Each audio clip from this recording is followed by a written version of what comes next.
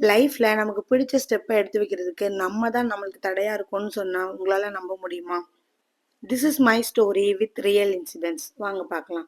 எங்க வீட்லயோ, என்னோட ஹஸ்பண்டோ யாருமே "உனக்கு பிடிச்சத பண்ணாத, இத செய்யாத, இங்க போகாத, உன்னை இங்க கூட்டிட்டு போமாட்டோம், உன்னை இங்க அனுப்ப மாட்டோம்ன்னு" சொன்னதே கிடையாது. ஆனா நான் தான் எனக்கு பிடிச்சத பண்ணாம, என் கனவ கனவா மட்டுமே வாழ்ந்துட்டு இருந்திருக்கேன். யாராவது ஏதாவது சொல்லிட்டா, அந்த வார்த்தையிலேயே ஸ்டிக் ஆகி நாட்கள வேஸ்ட் பண்ணிட்டு, என் டைம, என் ஒர்க்க நானே ஷெட்யூல் பண்ணாம, எனக்கு டைம் இல்ல.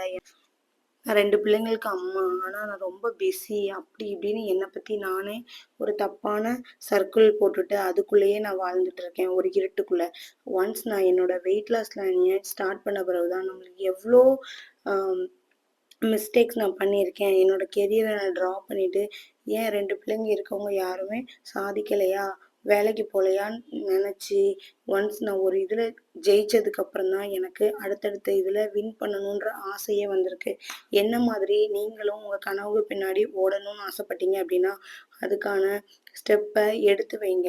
எடுத்து வைங்க. அதுக்கப்புறம் நடக்க வேண்டியதுலாம் தன்னால ஒவ்வொரு விஷயமா நீங்க ஆசைப்பட்டத மேனிஃபெஸ்டேஷன் மூலமா கண்டிப்பா நடக்கும். என்னோட மேனிஃபெஸ்டேஷன் மூலமா என்னோட லவ், ஒர்க், கெரியர் எல்லாத்தையுமே நான் கன்டின்யூ பண்ண போறேன். பட் ஒரு 2, 3 இயர்ஸ் லேட்டரா.